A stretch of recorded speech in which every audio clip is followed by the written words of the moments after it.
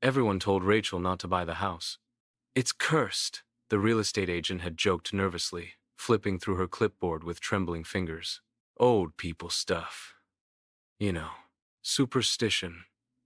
The previous owner died in her sleep peaceful, really. But Rachel had grown tired of her cramped apartment, and the old Victorian was a steal. A fixer-upper, sure, but charming. Cozy even. Quiet. Too quiet. The first week passed, with little more than creaking floors and the occasional flicker of the lights. Old wiring, she figured. But the second week, things began to change. It started with a door at the end of the hallway. Rachel hadn't opened it. Hadn't needed to. The doorknob was rusted, and the room beyond was supposed to be a storage closet, just insulation and pipes. That's what the inspector said.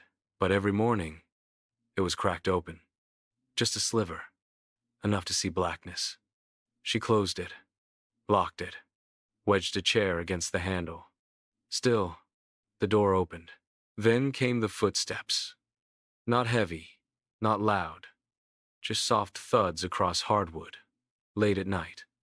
Always from the hallway. Always toward the end. Rachel tried to ignore them, until she heard breathing.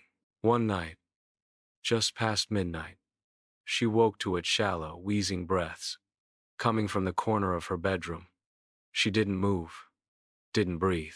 Her eyes scanned the dark, heart hammering against her ribs. There was nothing there. But the next morning, she found wet footprints on the floor. Bare and small.